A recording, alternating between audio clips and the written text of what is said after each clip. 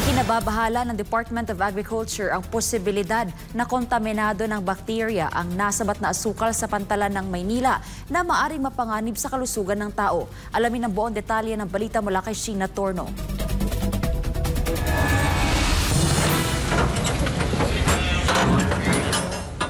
Pagbukas pa lang ng mga container van na ito ay tumambad agad sa mga opisyal ng Department of Agriculture, Sugar Regulatory Administration at ng Bureau of Customs ang sako-sakong ipinuslit na mga asukal. 4 na shipping containers ang naglalaman ng smuggled na produkto. 2 rito ay refined sugar na walang permit mula sa SRA, habang ang 2 naman ay unang idineklarang sweetener, ngunit 88% ng laman ay asukal pala. Sa kabuuan, naabot sa 2,000 bags ng asukal na nagkakahalaga ng 9 million pesos ang nasabat sa pantalan sa Maynila na mula Thailand at Vietnam. Yung bagsakan nito usually punta siya to some manufacturers, and then if they want really malaking kita, diretso retail po yan.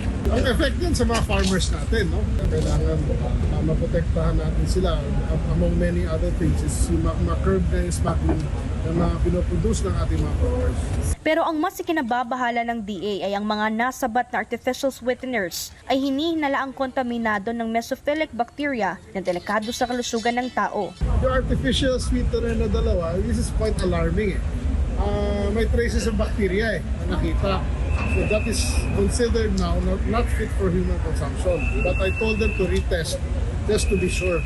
Diba? Kasi yun ang problema. Ang mas nakakagulat pa, ang mga naturang shipment ay mula sa mga consignee ng La Paz Multipurpose Cooperative sa Rojas City at Yabay OPC, na kapwa-rehistrado bilang sugar importer at trader ng SRA. Dahil sa illegal na gawain, ay pinatitigil na ng DA bilang importer at trader ang nasabing kumpanya at kasama na rin sa blacklist ng ahensya. Patong-patong na kaso raw ang kakaharapin ng mga nabanggit na kumpanya sa ilalim ng Anti-Agriculture Economic Sabotage Law. Para sa Diyos at sa Pilipinas kong mahal, ito si Sheena Torno, SMNI News.